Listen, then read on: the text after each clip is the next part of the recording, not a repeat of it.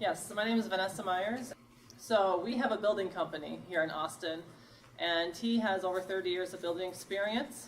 I don't have quite that many, but we've been working together for quite a few years, and we've been in Austin for about 7 years, and just kind of learning the market, learning the area, doing the building. So we kind of started with, as a building company, thought investing was another good step to add to our building model and our business model. And it's been a pretty good working together. We purchase properties ourselves. We also partner with other investors and work on their projects with them. And if you think that you don't have the right experience or anything, I have a music degree, so it's got nothing to do with construction. So you can learn it all. Literally, you are orchestrating, if you will, all of the, I'm going to pull some stuff from way back there right now, but you are putting all these people together, so. Yes, so what we do is we manage the projects. We can take it from talking to the sellers, negotiating the deal, to managing subcontractors, getting the project done, and then getting it ready to sell at the end. I do a lot of the interior selections and design, and that's part of the part I play. So there is some artistic that I can kind of pull from my creative side, and from my history. So, but there's a lot to learn, but you can learn it all. So, well, I can't say I know it all, but I won't say I know it all. So I gotta tell you guys, Mike and Vanessa have done several projects for us. So from my perspective, you don't have to know anything. You should need to hire the people who know the things that you don't to fill in. I gotta tell you, I'm embarrassed to say this, just because I write you these really enormous checks, but I haven't even been over to Clausen, so a project that we're working on right now, in probably at least 6 to 9 months. And seriously? I'm serious. So it goes on the market next week. Yeah, I know that. And, so I have another partner that I'm working with on this project, and I've got a partner that I trust who are kind of boots on the ground, and I've got a builder that I trust who, seriously, it's so funny because one time I wrote her a $50,000 check, and the next day I saw her in Las Vegas. And that was a little nerve-wracking, except for I know them, I trust them, and I see a lot of new investors who say, well, I want to understand the building process. It's like, oh my God, it is good to kind of have but you want to hire other people that know. You need to focus your efforts, your activities on bringing in the next deal. And if that is your specialty, if marketing is your specialty, if putting sellers under contract is your specialty, then you've got to let somebody else fill in some of these gaps, because the second, as a real estate investor, that you try to be everything is the second that your business starts to slip, and you find out, and a lot of real estate investors will tell you, well, yeah, I can only do 2 or 3 projects a year because I'm doing everything myself. I can do many, many, many more than that, because I bring in other people who will do and fill in where I don't know, or what I. This is so I joked about your you show them Exhibit A again. So I joked about that being the contractors, the thing. So can you guys see my shoes? Yes. I got these for my birthday. You like these? These are nice shoes, yeah. So I normally use this as Exhibit A. So now today I'm gonna have to say Exhibit B. Exhibit B does not look good on a job site, right? I don't want to wear these. So I want to focus on the things that I do best, and walking a project and dealing with subcontractors and dealing with the city is not mine, but it is yours, and you are incredible at it. So guys, don't think you have to do everything. Doing everything will limit your total success. And I know, because when I first started investing, I did everything, and I only got to here. But once I started to let go of things, the more I let go, the more money I make. I'm embarrassed to say how few things that I do, because I focus on the things that I do best, and I bring in the other people that are best at what I am not good at to fill in the gaps. So, yeah. And to back that up, I think 95% of our projects are with other investor partners. And if you want to do more than one project at a time, you need to partner with other people and hire it out, because we can manage 8 to 10 projects at a time. But if you're doing it yourself, it takes all your attention, and you can only get one done at a time. So that's one way to kind of multiply that. You don't do the next deal because you don't get the next deal. So what happens is you get the project to the finish line, and the day you call in the stager to hire the stager, you start thinking, oh crap, now I've spent the last 9 months dealing with the city, dealing with subcontractors, building this house, and I don't have another deal lined up. You're starting your business all over again. So again, that's why I don't do everything anymore. Yeah. And I second that. Eddie. Well, I will vouch for Vanessa and say that the project is coming out beautifully, because I'm building the house right next door. So I've been there, and I sure as hell know that it's looking great. Yeah. So my name is Eddie with A New Hope Investments, and I've been doing this full time for 2 years.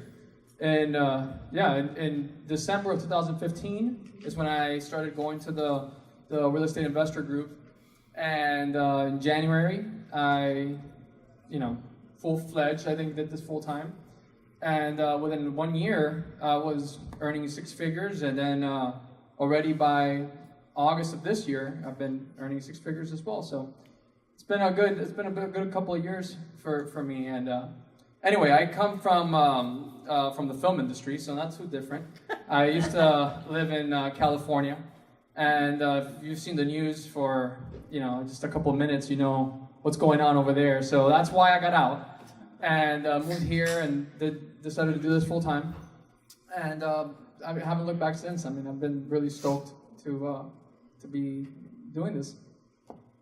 So, it's funny because most of the people in Austin, not most of the people, but a large degree, how many people in the room have an engineering or a Bachelor of Science in something? Yeah, welcome to Austin, Texas, right? So a lot of the investors here, not necessarily music and film, but a lot of them are engineers. And what's interesting about engineers, I find, is very, very left brain. Very much, I have to understand everything before I do anything. How many of you guys feel like that in the room? Yes, yes. All the same people. What a surprise! It's a miracle. But what you hear from someone in the film industry, someone in the music industry, you hear right-brainers who just go out and get it, right? So I will say, as a real estate investor, almost 14 years in, and I can't believe I've been doing this for 14 years, every day I still learn something new about real estate investing because things are always changing.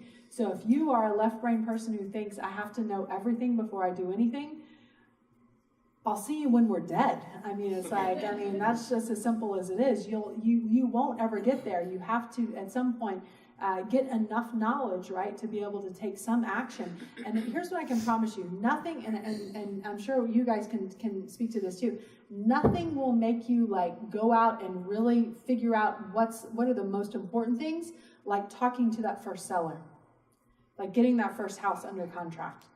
And then you will go after those most important things, and then everything else will fall by the wayside. But you have to, for my left brainers in the room, you have to we can all do this together, so you can take some action. Good, thank you for sharing. Absolutely. Lisa.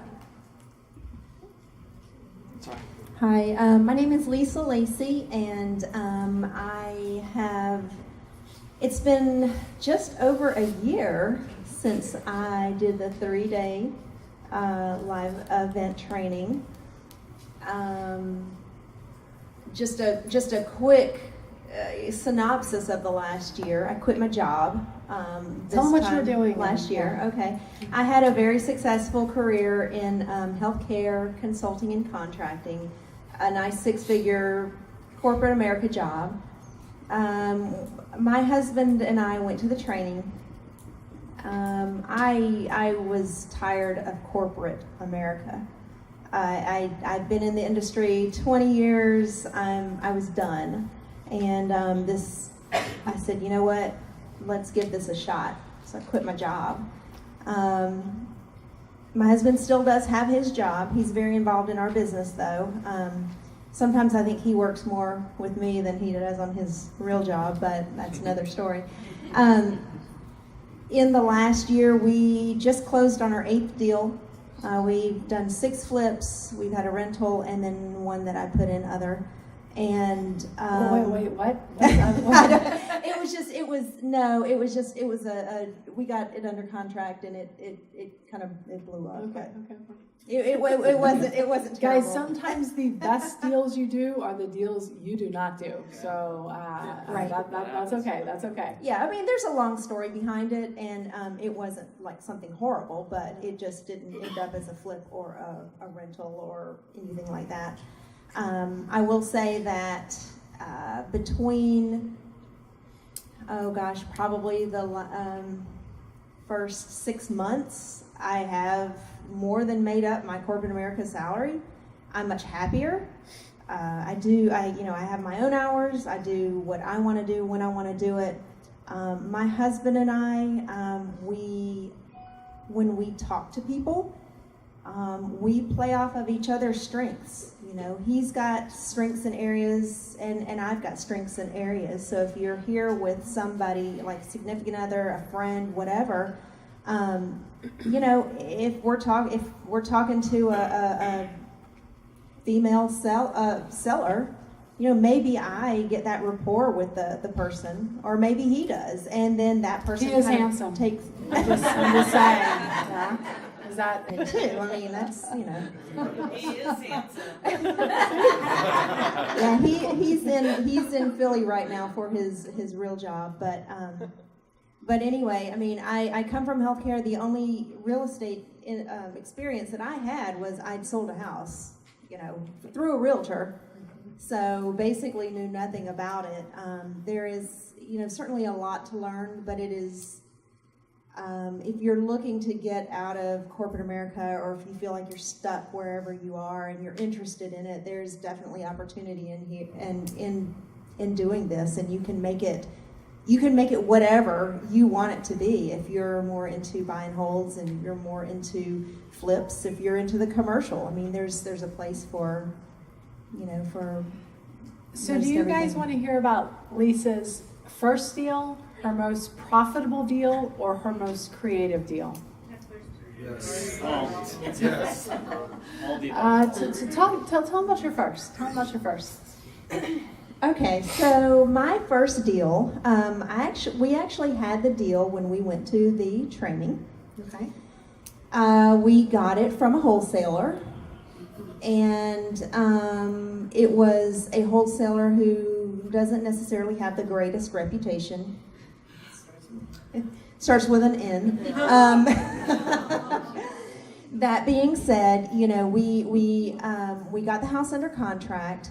We closed on it. We went to the training. Shanoa and some of her team also sat down with us and gave us some very valuable, information and advice. But I will say that we made $35,000 off of our first deal. We finished the rehab in 2.5 weeks. We had it on the market for 24 hours. It went under contract. It closed in 30 days. I'll take that. Yeah. Yeah. So, some things that, we've definitely learned a lot since then, and how to evaluate deals. I'll say we did a pretty good job of evaluating this deal. There was definitely money in this deal. You have to be careful with who you, deal with if you're dealing with wholesalers. And you've got to do your own due diligence. So just because they tell you it's worth a certain amount, or the rehab's only going to be a certain amount, you've got to do your own homework and your own due diligence on that. But the first deal for us, it was $35,000, and all of our deals after that have averaged in the 40s. And that's just our portion. The deals that we're doing now, we're doing a lot of partnering, because just like Shanoa said, I mean, this first deal, I was doing it all. I was managing the rehab, and I was, running out Home Depot 14 times a day and all that kind of stuff. And, I definitely learned a lot. But I will tell you that, you ask about, my last deal that I just did, it was nothing like the first deal. And I made just as much money off of this last deal, and I didn't see the house.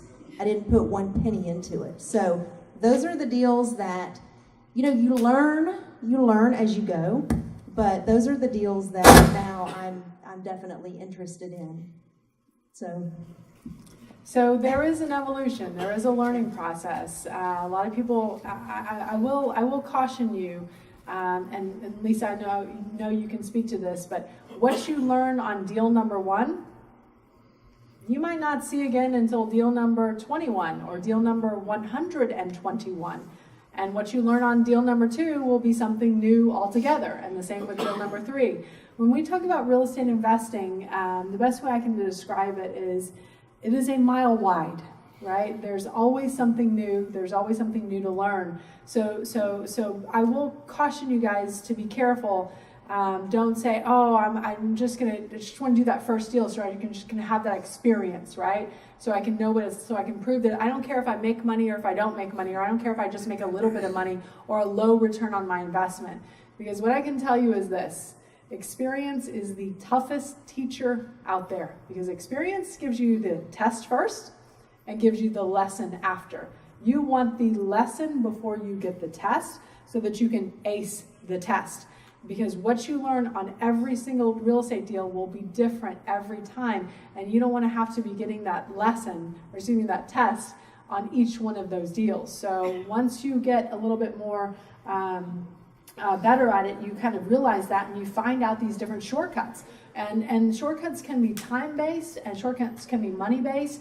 I was talking to another investor the other day, and he told me that on his last deal, he was bragging, I made $28,000 on my last deal, and I thought, well, that's good, right? But that's not like, I'm not like blown away by that. And I started to ask him more questions about it, and I said, well, how much time did you spend on that deal? He said, well, I spent, if I add it all up, probably about an hour. And I thought, now you have my attention, right? So once you get proficient, you find ways to not have to go to Home Depot 17 times, right? And get to enjoy more of the things that, I always say, for me, real estate investing is about doing the things that I love with the people that I love when I want to do those things. And it's given me my life back in many ways to do the things that I really enjoy. So thank you for sharing. So do you want to hear about Eddie's most profitable deal or his most creative deal? Or what do you want to hear, guys? Creative. Okay, all right. Creative deal. All right, that's a good one. So I bought a duplex in the 78745 area. So that's South Austin, guys. Yeah, that's the South Austin, Westgate area. Highly appreciating.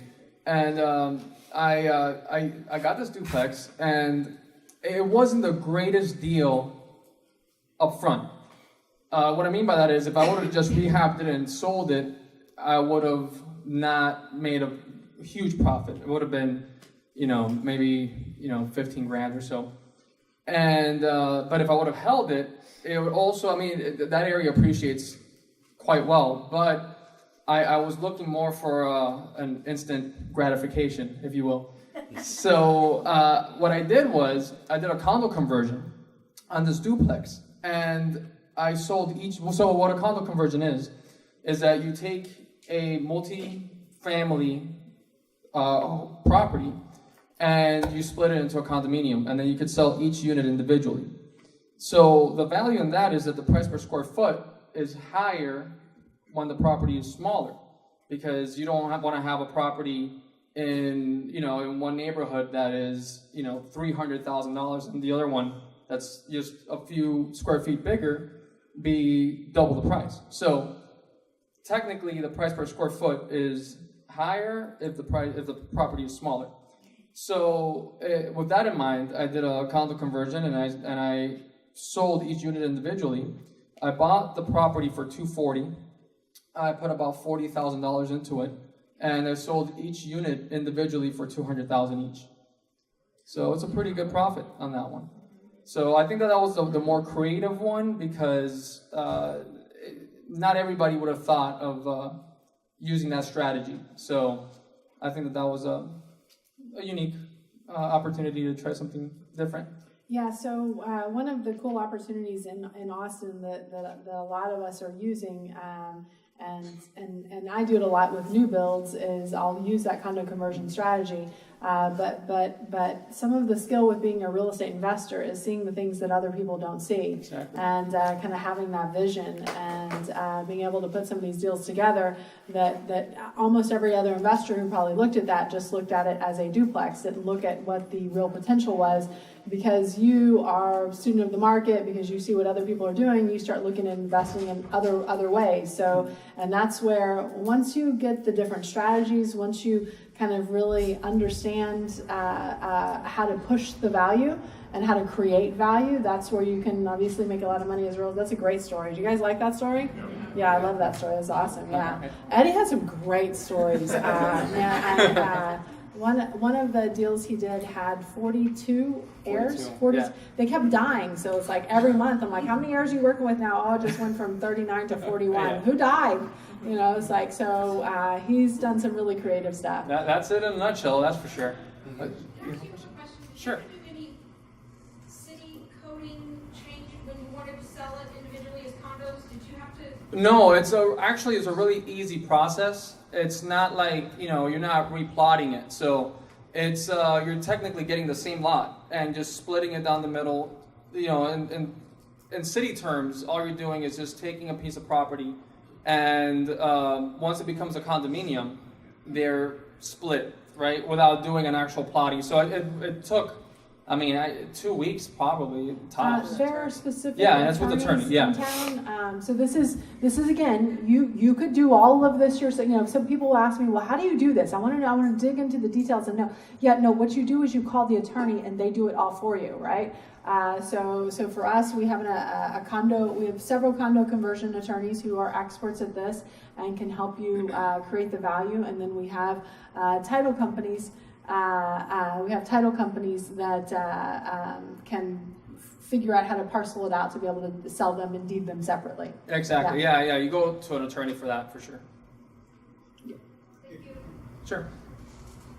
If you're zoned for a duplex, are you automatically zoned for a condo conversion? It's a different, not necessarily. Yeah, it's a different beast altogether. If it's a condo, if it's a duplex, you could.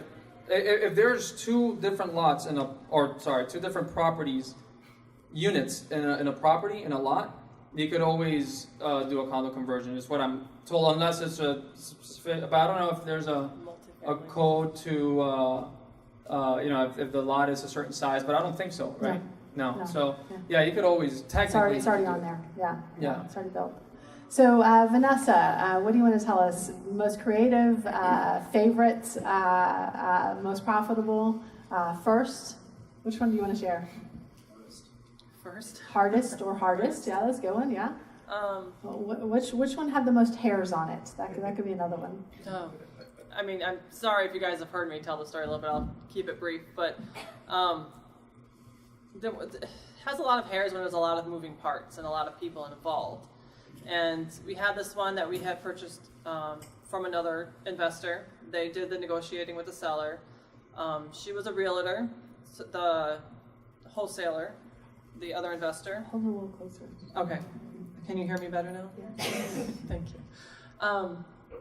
So she was helping the seller find another property to move into. And he was not going to sell unless he found a place to buy. It makes sense. He doesn't want to be out on the streets. So she was working on that. They found a property. We do our side. We, get the hard money loan for the construction, the purchase. It doesn't require you to come up with all the money yourself. And we thought that was going well. My only thing about hard money is make sure you get all the details, and there will still be details that you don't know, just from experience. translation fees, Yeah. right? Yeah, yeah. Yes. Make sure you ask them directly, are these all the fees related to this transaction? I talk to a lot of, and this is no offense to the hard money lenders. No, but they're I talk great. to a lot of people who are, well, I didn't know I was going to have to pay for this or that or the other. I didn't know I was going to have to pay my points up front or other closing costs or insurance or bring additional money to closing. So that does cause people, probably you guys can speak to it, like a lot of surprise right as you're getting close to getting to closing. So Yes. So everything is, when you do this, everything is lined up just so, like, the seller has to have their purchase all lined up and closing on the right time so that they can move that weekend, and then, we have to close that same weekend so that our money can go to them, which can go to the next one. I mean, it's a whole domino effect, and when one falls, you gotta sit back and try to pick them all up. So we come to closing, our terms changed or were unclear, so we're like, well, we're not quite ready to sign, so we need a minute. And then the seller, at the same time, discovered that the house he was purchasing needed that seller, hope I'm keeping this straight for you, that seller needed to find his ex-wife from 40 years previous to sign off on the deed, which he has not seen in 40 years. So that fell through, and he's like, well, hang on, I have nowhere to go. I'm not selling my house. So, I mean, we were a little relieved because we had a little hiccup at the same time. So the realtor and the investor involved, and this is why you have to have great people on your team, she scrambled, found him another house, ended up being a better deal for him, so that was great. good. We had to talk to a few people in our hard money company and got that ironed out. And then we were finally able to go through and all the dominoes stacked up again. So my only thing about that is don't be surprised when little hiccups happen when you get to closing. They can be fixed generally, and as long as you're patient and kind to everybody. Yeah, there will Find a be way a to title figure it issue. One of the things I always say is the more you look at a deal, the worse it gets, right? The more stuff you find out and the more ways it can go sideways. So you just have to come up with creative ways to solve that. So, And that deal did go to, we split it, made a condo regime, 2 properties on it. One's currently on the market, the other one sold in a weekend, the smaller one, of course. And so, what and are the that one projected profits, do you know? projected about 150,000. Yeah, I feel real sorry for her right now about the problem she had and about, oh, that's hard money lender surprised her, and yeah. No, that's a great story. And the truth is sometimes you really have to fight for it to get it done and get creative and call in other resources. And guys, what I wanted to, I'll tell you something Phil always used to tell me on all the deals that we've done is, Shanoa, you don't get any points, you don't get any money getting it to the 5-yard line. Good job, good push, right? Way to go. But you're not going to make any money unless you push it over. So, and you will find, just like in a football game, those last 5 yards are the toughest ones to get through. There's always something that comes up. You just have to be resilient and resourceful to be able to come up with those things. Yeah. Guys, it is 9:15, and a big thank you to our panelists. Yes.